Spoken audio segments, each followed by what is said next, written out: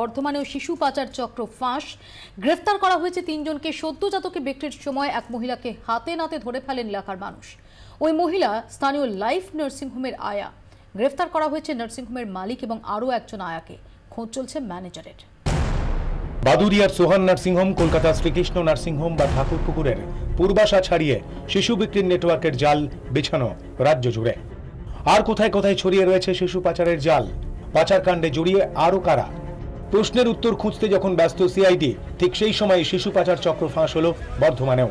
বাহির সর্বমঙ্গলা পাড়ায় সদ্যজাত শিশু বিক্রির সময় এক মহিলাকে হাতে নাতে ধরে ফেলেন স্থানীয় বাসিন্দারা। খোঁজ নিয়ে জানা যায়, ধৃত রওসানা বিবি জেবি মিত্র লেনের লাইফ নার্সিংহোমে আয়ার কাজ করে। 10,000 টাকার বিনিময়ে এক দম্পতিকে শিশু বিক্রি করছিল সে। বাড়িতে আসে, এসে সঙ্গে সঙ্গে বলে যে সন্তানটাকে নিয়ে, তোমার ওয়াইফকে নিয়ে তোমার শ্বশুরবাড়িতে পাঠিয়ে দাও। রাতের বেলায় তোমার শ্বশুরবাড়িতে পাঠিয়ে দাও, তারপরে আমরা খাতা কলমে কাগজে তুমি যেরকম চাও সেরকম করে দেওয়া হবে।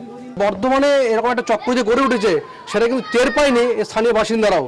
প্রতিবেশীরা বলছেন প্রায় দিনই বিভিন্ন লোক তার বাড়িতে আনাগোনা করতো, কিন্তু রওসানা বিবি কি কাজ করেন, তার কাজটাই বা কি, সেটা কিন্তু কেউ জানতেন না। 5টা-6টা লোক আসতো রাত্রে, আর 9টা-10টা রাত্রে 3টে, 2টা, 2টো সব সময়ই আসতো।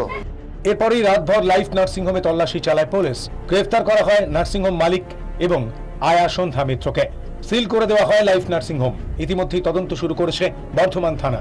ঘটনা জানানো হয়েছে সিআইডিকে। 3 জনকে গ্রেপ্তার করা হয়েছে। আমরা মহিলাকে রিমান্ডে নেব।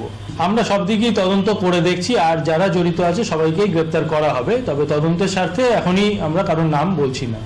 পাচার চক্রে আরও কারা জড়িত তা জানতে রওসানাকে দফায় দফায় জেরা করে পুলিশ। জেরায় সে জানায়, নার্সিংহোম ম্যানেজার বিল্টু ওই সদ্যজাতকে বিক্রির জন্য দিয়েছিল। এটা নার্সিংহোম হয়েছিল, আমি ঠিক জানি। কোন নার্সিংহোমে? Life nursing home. আচ্ছা, দিয়ে তার বাবা মাকে কি বলেছেন?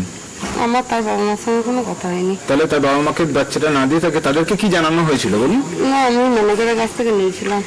ম্যানেজারের নাম কি? বিল্টু। তবে এখনো কোনো খোঁজ মেলেনি বিল্টুর। তাকে গ্রেফতার করতে পারলেই বড় সড় চক্রের হদিশ মিলবে বলেই মনে করছে পুলিশ। বর্ধমান ব্যুরো রিপোর্ট, 24 ঘন্টা।